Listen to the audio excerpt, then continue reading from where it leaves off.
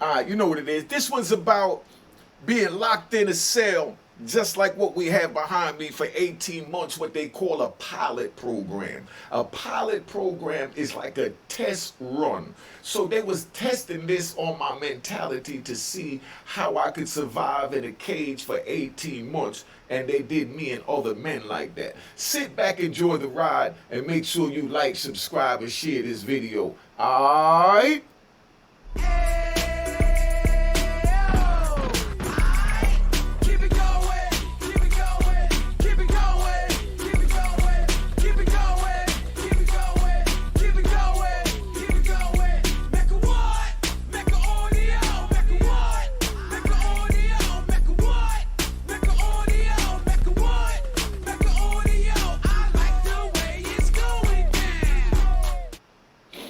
You know what it is, Unique Mecca Audio, man. I'm going to tell you about how I survived in this joint, right? This here is exactly the way Lompoc looks. You see the first door, you know, right here behind me, where my thumb is at, right? Right here. That's the shower. They got one downstairs and one upstairs and one on the third floor. And everybody on that range takes a shower in that shower right there, and they move you down there. Now, I get locked up in the shoe, right? So, you know, let me ride. I get locked up in the shoe, and, you know, so I'm back there, and first they take you in, they put you in a bullpen, and while you're in the bullpen, they strip you butt naked, take all your property, and, you know, put it in a bag with your name on it, so when you release the transfer, you go where you're going. Now, they got me in the shoe, and they know they're going to transfer me, but they told me I had to do 18 months in what they call the pilot program. So they was tired, right? This is what it is. They was tired of people borrowing money on the compound, not paying. People taking drugs on credit and not paying. People gambling and not paying. And these are all the things that's going on, right? Now, they get you locked up in these cells, and while you locked in these cells, you have to survive in here for 18 months. Could you imagine 18 months in one of these cells behind me over here? 18 months. Now, we got all different types of personalities and attitudes and nationalities and everything in there. I got into it with the Native Americans. That might be what our title is, right? I get into it with the Native Americans. Now, we up in the joint, and while we in there, they wind up making me the orderly, because the orderly got to go to everybody on the tier and got to get respect, and the orderly's the one that feed. When the police come with the food, they bring it in the styrofoam trays. You know, like you buy food, you take food from a restaurant in a little styrofoam tray. That's what they feed you your meal in. They stack all the trays up on a little cart. They bring it to the gate, and then now I got to go in and I got to take the trays and I got to feed each person the food. So it have to be somebody that, you know, the other men trust to take the food from in order to get the food. So you go to each cell and you hand them a tray, and you hand them, you know, they milk or, you know, whatever they giving you for the day to go with it, or a couple of packs of Kool-Aid, and at the end of it, because the kitchen would send it a big bag of Kool-Aid, you know, or a couple of, you know, crates of milk. So there's always extra milk. So you get the milk, you put them in the toilet. Yes, you put the milk in the toilet. The toilet is the refrigerator, right? Could you imagine putting your milk in the toilet in your house and then taking the milk out to drink it? So what we got to do is we get the Ajax and the ammonia and disinfectant, and we clean the toilet out real good, right? And then we flush it, clean it out, and then when it's good, now we got our ice box, because the water in the toilet is cold, not warm. So you put, you know, your food in the toilet. Could you imagine putting your food in the toilet for 18 months to keep it fresh, right? This is how we had to live. So now while I'm in the joint, I feed everybody on the tray, on the line. After everybody, you know, then they lock me in. Then I come out after everybody eat, and then I go and they put their trays, you know, on the bars. I take the trays and I empty the trays. Now, I give the trays back to the police, right? I give the trays back to the police, and when I give the trays back to the police, they take them and then they bring them downstairs, they dump whatever got to be dumped, and then they take them out. Now, when you go to rec, each person in these cages, we get rec for 1 hour a day out of the 24 hours, so that's why they call it 23 in 1 lockdown, because you locked in 23 and you out for 1 hour. So when you go out there, that's when we go to the cage and we see the other comrades that's out there. And we might run into one of our comrades that it was a fight that went on in the yard, and one of the comrades didn't react or didn't get involved in the fight to help the other comrades. So now we gotta, trick him in the cage, is what you call it, So we trick him in the rec cage, right? So when he come in the rec cage, he come in thinking that we just gonna kick it and everything is good. Nobody's letting them know what's going on, but everybody else know what's going on. So when they go out there, everybody in all the other rec cages, there's like a bunch of dog kennels, right? And they put 2 people in each dog kennel. So whoever's in charge to smash the dude that didn't react when he was supposed to react, that's the one that tell him, yo, come in the cell with me. We're going to work out. We're going to do burpees. We're going to do this. We're going to do that. Oh, yeah, I want to talk to you about such and such. And you smiling and you rocking him to sleep. And as soon as he come in the cell and the police put him in there, you punish him. You punish that ass because he didn't respond. If you're not going to fight, for your comrades, then your comrades don't need you on the compound. That's why when we out west, that's why whatever beef we got with our comrades on the East Coast, we wind up out west. There's only a handful of us. So being that it's only a handful of us, we have to stick together. You understand what I'm saying? To make our numbers strong, because out west, you got 300 Bloods, 300 Crips, 300 Serenos, 300 Border Brothers, 300 North Daniels, but they never had North Daniels on the yard with the Serenos, but you get the picture where I'm at. So now, everybody's in the yard, right? And we smash this dude. Nobody knows he's going to get smashed. You know what I mean? I mean, everyone knows he's going to get smashed except for him. And that's the crazy part, right? Let me ride again. You got a dude come on the compound, you know he's hot. But he came on the compound and he thinking nobody knows, and it's a brand new compound, and he just don't want to go to shoot, so he gambling, he come out, and dudes, ask, yo, where you from, who are you, da-da-da. He say his name, and somebody pull somebody up and say, yo, nah, that nigga ain't right, he did this in another jail, or he told on his case, or he told on such and such. So then now, the next day, when we go out to the yard, the whole jail know that this dude is going to get smashed, except for this dude. He never knows when he's going to get smashed because he get rocked to sleep, because that's how you treat a rat bastard.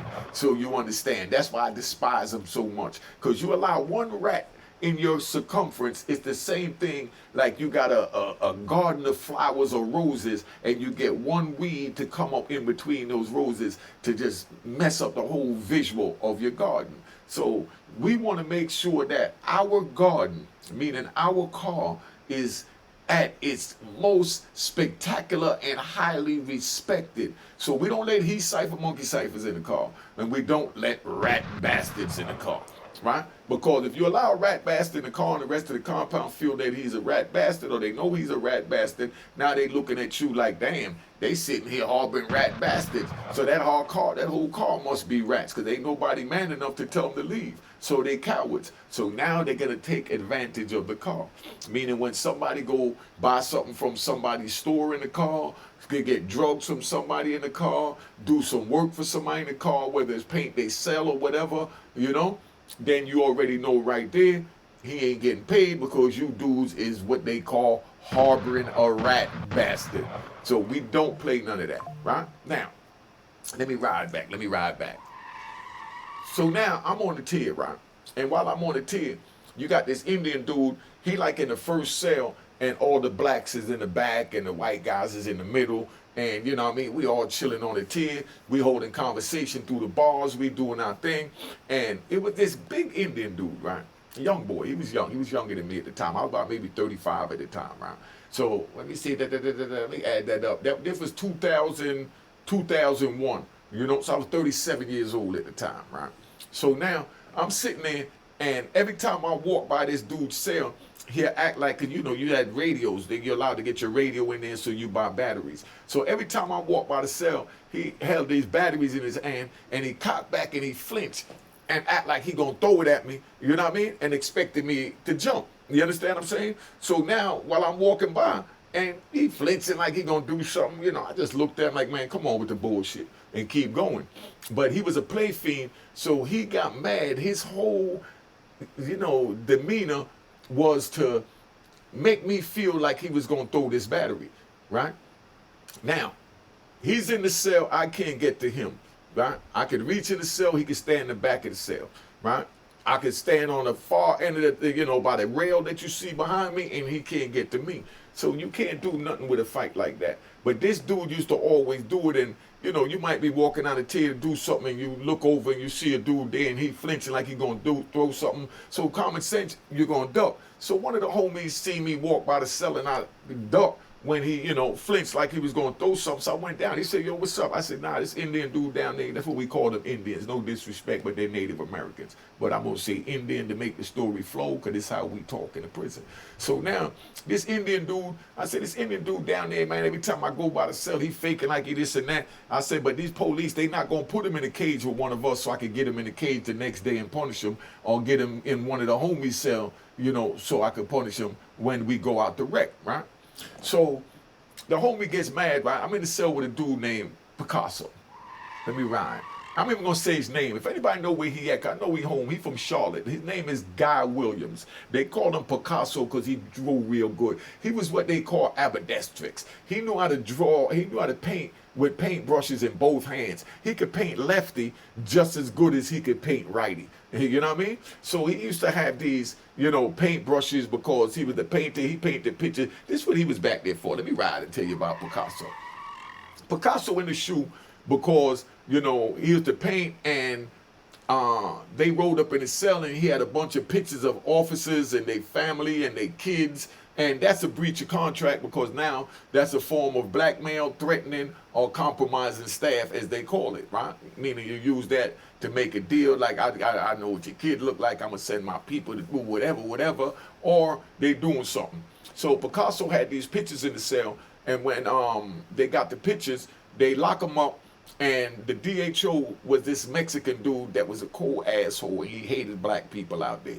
So when he go in there, Picasso go, and they go find Picasso guilty, but they bring in the pictures. So one of the officers liked Picasso, so what they did was they took the picture of the DHO's wife, and they brought it to the DHO and said, look, we also found this picture in Williams' property. So they said, damn, right? So now he messed up because the DHO was going to burn everybody that Picasso had a picture for in his property for compromising staff and for them being weak towards the inmates. But now here goes his wife, who works there in charge of paying people. She did the books in the prison, right? Was in charge of the payroll. So she used to give Picasso like $1,800 a month to paint pictures. Their wedding anniversary was coming up, so she wanted Picasso to paint the picture, so she paid him $1,800 of government money. Yeah, they go to a rat bastard. Say, oh, you tell it. Nah, they already know all about this nigga, so shut the hell up, sit back and listen to the station, or get the hell off my station.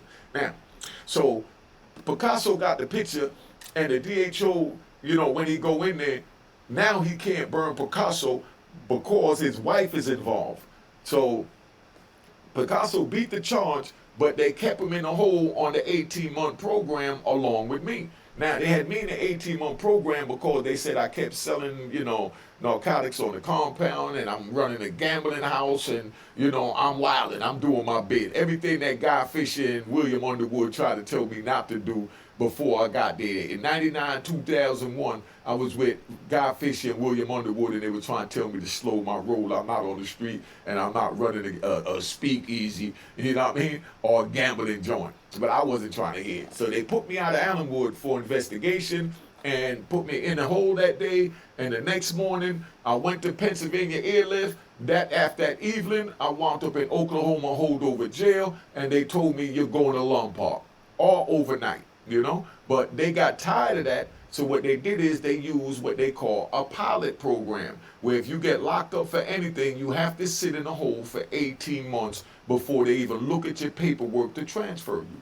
So now I'm out in Lompoc, and they put Picasso on the pilot program, and they got me on the pilot program because they said that I had all the, on the pound. So now, while I'm in the joint, me and Picasso back there, and the Indian dude faking, so Picasso said, nah, fuck that. So one of the homies was next to the Indian dude, right? Even though we in the back, we had one it was a dude from Texas. Big round of applause to Texas. All right, come on, man, relax. All right, relax, y'all, relax. Could I tell the story? It was a big dude from Texas, right? So this big, I mean, he was huge, looked like the nigga from the Green Mile. But he next to him, his arms could barely fit out the cell, but he had this little slim celly in the cell with him. So what he did was, he said, yo, when you lock in, we gonna run him out the tier. So what they did is they stuck their arm around and they started throwing, stuff in his cell. The two dudes next to him was a white dude on the other side that I was cool with, and it was a black dude from Texas on this side, the white dude from Oregon.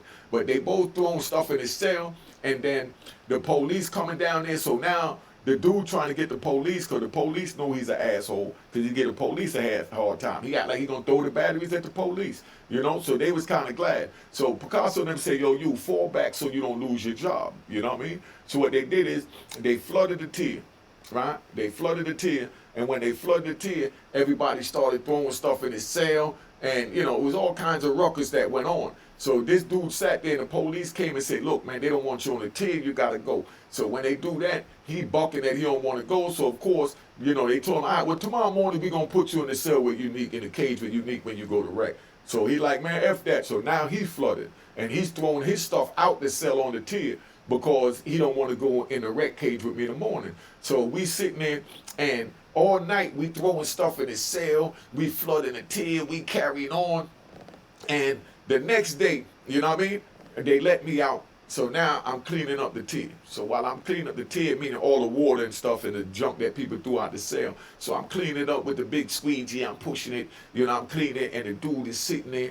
So now I walk by the cell, and I seen him standing up talking to his cellie, this other native dude that had a long ponytail down his back and thought he was a pretty boy. But I see him sitting there, and he's standing in the middle of the cell, and just when I walked by, he grabbed him by the back of the head and he kissed him. You know what I mean? And the dude looked up and see me, and he pushed back. So obviously this is what's going on in that cell. You know what I mean? But he didn't want me to see it. But I'm on the tier, so I could walk from the front of the tier to the back of the tier.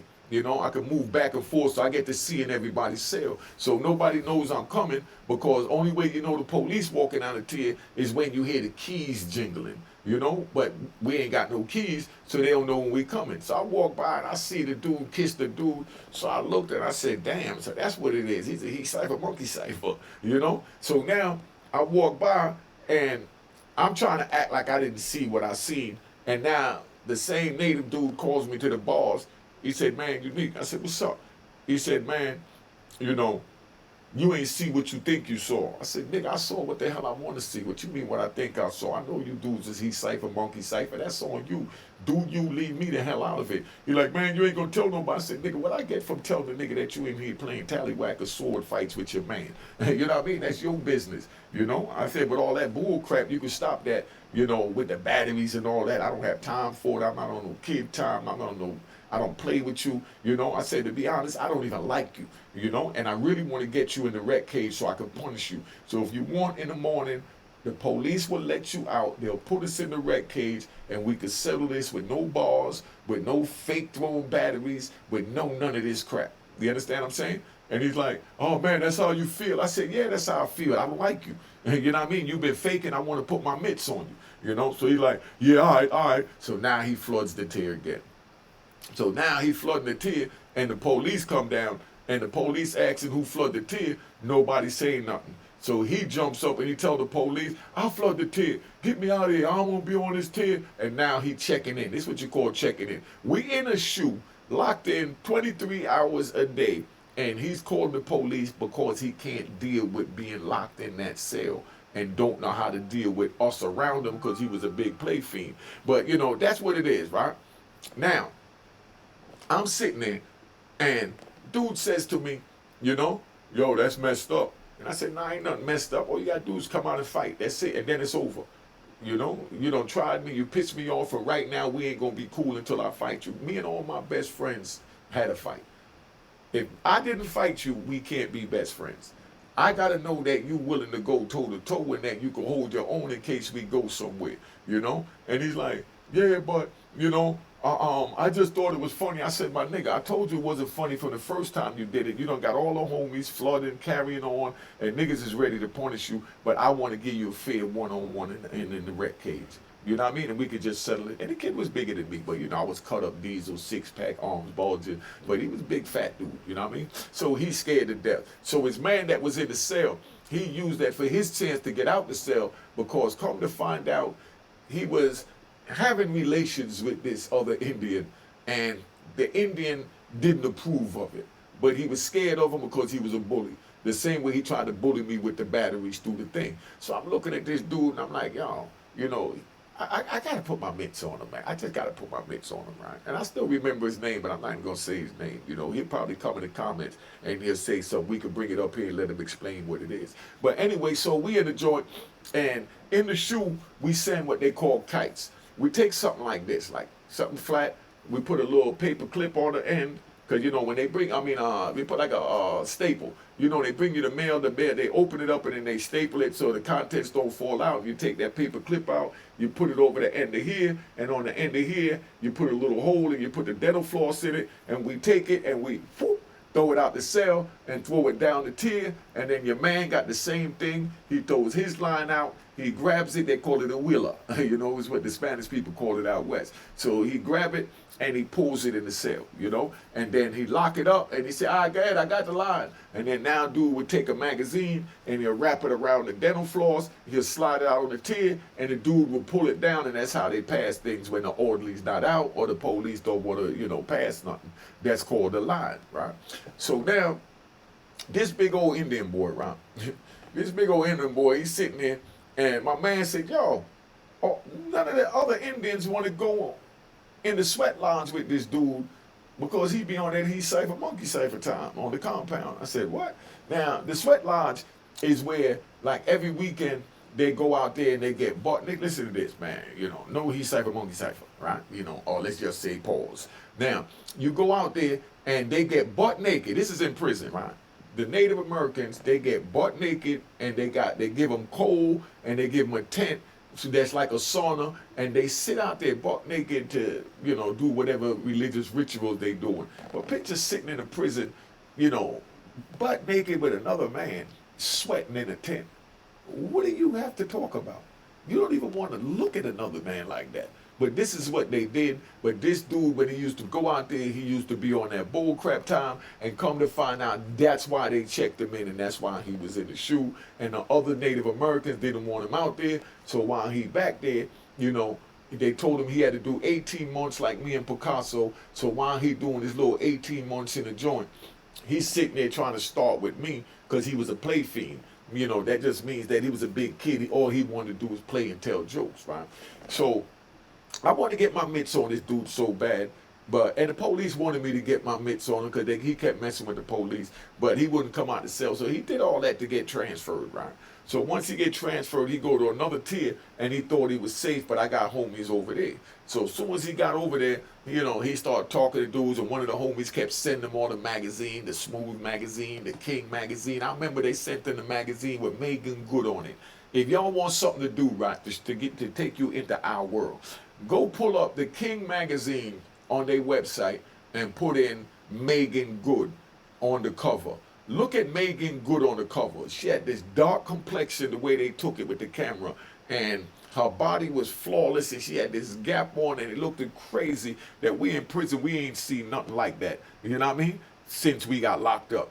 But everybody was in love with this Megan Good joint. So my man sends in the Megan Good joint, and he starts sending them other magazines, and they talking, because the kid liked to talk. He was a play fiend. Everything good, they kicking it. And while they kicking it, my man said, yo, come to the rec. I want to show you these pictures, but I don't want to put them on the floor. I don't want to slide them on the floor. So he don't want to slide them on the floor. I said, yeah, come to rec. So the dude goes to rec in the morning. So when he goes to rec in the morning, just the way those cells is, right across from the cell over where the Roaring Harlem Book is at, over here on this side, where the Roaring Harlem Book is at, it's a big window and it overlooks the rec cage. So my man tricks him out in the rec cage, and we out there. So my man looking up, but he couldn't see me because I'm on, it was dark inside, but I could see him because it was daylight outside. So my man sat there and he kept trying to look to see if he could see me. He want me to give him a cue when to, knock this dude out.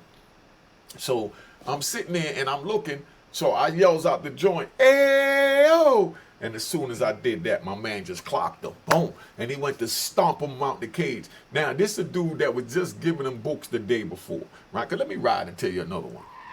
Let me tell you another one. There were these two dudes, right, from Louisiana. They in a joint. I told this story in another story. You know, you go find it and figure it out. But it was the two dudes in the joint, and they get in a fight on the compound. You know what I mean? They get in a knife fight on the compound, but they both from Louisiana. So now, when they get in the shoe, they're both passing each other magazines. They're talking to each other like everything is cool. He's like, yo, I'm not eating my hamburger today. You want the hamburger? Yeah, all right, CO, give him my hamburger. And he passing the food back and forth to his man, right? And everything is love. But every once in a while, you know, one of them will yell out, yo, homie, and be like, yeah, what's up? And he'd be like, you know I'm going to kill you when I catch you, right? Yo, dude is reminding them that, yo, you know I'm going to kill you when I catch you. While he's sitting there setting food down to him, you know what I mean? And I know he go to rat bastard. Oh, I wouldn't eat from him. Nah, rat bastard. The police got the tray or the orderly got the tray, and the tray don't even go in his cell phone to put nothing on it. He just tell him, give him my tray. We got a mirror, and we stick the mirror out the cell. And when we stick the mirror out the cell, we can see down the tier. So you can see them coming down and see when the women coming. And you got dudes that, let me ride again. You know, you got dudes that, you know, they put their mirror out, and when a female come down the tier, they'll sit there, they get butt naked, and they're laid out on the bed, and they stroking their joint, chilling. And the female walk by, and they'll look, and some of them would look and keep going, and then some would look, stop, and be like, do you need any cop-outs? Do you need a phone slip? Do you need, dude butt naked stroking his joint, and the female asks him, does he need a cop-out to write something, you know, to another staff member, or does he need a phone sheet to put phone numbers on? And she's just holding conversation the whole time she's watching them do him. Yes, that's what go on in prison, because you got women in there that's fascinated with watching men the same way you men will be fascinated you working in a woman's prison. You see her laying on the bed butt naked, you come by, breasts is hanging everywhere, legs cocked open, and she playing with herself, and you walk by, you know, and you know that she know that you walking down the tier. So, you know, you stop and you be like, oh, excuse me, young lady, do you need a cop-out? Do you need anything? Or you planning on getting a visit? And they just holding a regular conversation while the person is in the cell pleasuring themselves, looking at them, right? So, you know, that's how this joint go and how twisted it is. So, dude might take the picture of Megan Good, and it was another one that was big then too, Lisa Ray, when she was on the King magazine, the Smooth magazine, because it was the King and the Smooth magazine was the biggest, and then came Straight Stunting with Kate Slade, and Kate Slade shut the game down because his pictures was bigger, you know, his magazine was huge, you know, because Flay Slade magazine was so big, and then they had 200 pages in it, right? They got 200 pages in the magazine, so it was this thick, so we used to take Kate Slade magazines and make, you know, knife-proof vests out of it. Take that and take, like, sheets, you know what I mean, or ace bandages, or rip up the sheets and threads, and you wrap the Straight Stunting magazine around your waist, and then you go to fight. So if a nigga stab you, he stabbed the magazine. But we used to take the pictures out and sell the pictures for $5 a piece for each page, because not everyone had access to the Straight Stunting magazine. You had to be from New York, you know what I mean, to get the magazine, even though it was online for you rat bastards. See, I always got to think of you rat bastards, because, you know, every time you say something, you look for something to try and criticize in the story instead of just sitting back and don't touching nothing and just shutting the F up. But anyway, so they go there, and people could go on the website and get it, but, you know, Kate Slade used to send me like 2 and 3 of each magazine, and then I sold a Straight Stunting magazine that Kate Slade, no lie, was selling for $10 for $500 for a $10 magazine. I've sold one of the Straight Stunting magazines when I was in Atwater, California, for $750 for a $10 magazine. You got what they call Buttman. You know, Rocco Stefano, I think his name was, the main character, where they used to show all the European, you know, movies and all that, and they had the real hardcore penetration. But these magazines, when they took them out the system, police was bringing them in, and we'll sell them. When these magazines come in, they cost $9.99. They go for $1,500 for a magazine that costs $9.99. You see how we hustle in the joint? So now, when I pull a cop in the joint, first thing I tell them is, you know, yo, look, I don't need you to bring me no contraband. I just need you to bring me some Fiend magazine. You know, my girl gonna order some, you know, Buttman magazine. I'm gonna send you 5 Buttman magazine, and you bring them in to me, and, you know, Check this out. This gonna bug you out. So when you bring him in, I tell him, look, I got 50 books of stamps. They could take each book to the joint, to the post office, and trade them in and get dollar for dollar. This time they were like $7.80. So I'm giving them 50 books that they could take and go trade in. You know what I mean? And go get $7.80 for each book of stamp. And they bring me 10 Buttman magazine, and I sell each one for between $1,000 and $1,500. You know what I mean? So if I get 5 of those magazines, I make like 75. You know what I mean? I made like $7,500 off of that. You know, easy. But everything is a hustle in the joint. You see the glasses I'm wearing? You go buy the little cheap glasses right off the little corner that cost $5, and you go out on a visit and you wear out a pair of institutional glasses. And when you go with the institutional cheap glasses, then you come back in, and when your girl go out there, she'll carry it, like she'll wear a pair of these in and she'll put them on the table. And when you're ready to leave, you pick the glasses up, you take them in. And those same glasses that cost $5, once they go in the joint, they go for $500, between $500 and $1,000.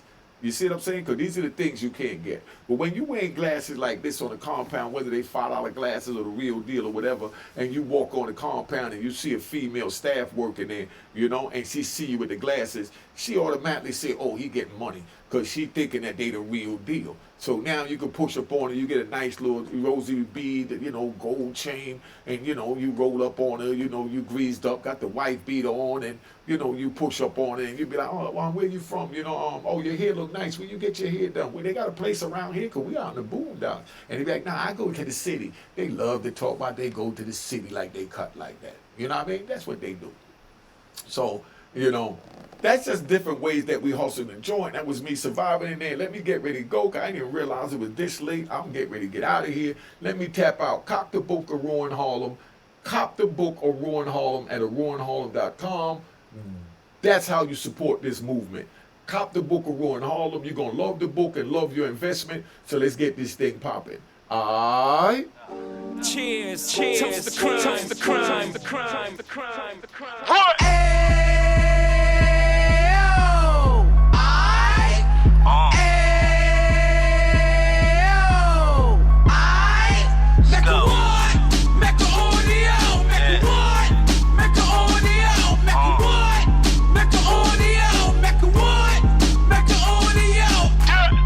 Fresh out the can of 26, he back on the strip, getting back in the mix. What he mentions a gift. You stand up 10 toes down, and I suggest you pay attention to this.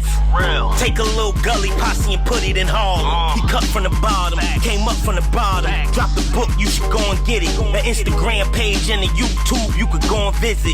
Then you could consider yourself LinkedIn. Sit front row and get Jews from a kingpin. How he went through it, so you ain't gotta go do it. To not pay attention would be stupid. Talking about a man that probably put your grandfather on. Probably the reason that him and your grams got along. A man that generated millions on the block, did his time, never squilling to the cops, Mecca audio.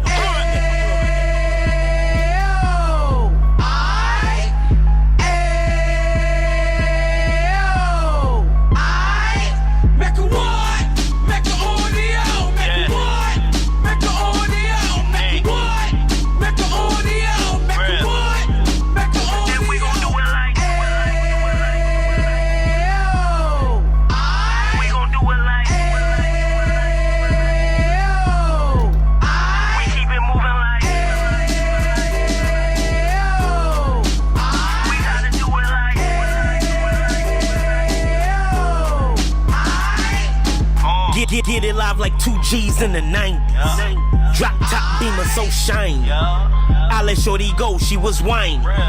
Treat her like my past, she behind me. Spend a couple bands on the Dapper Dan. You be back again, getting green like a Packers fan.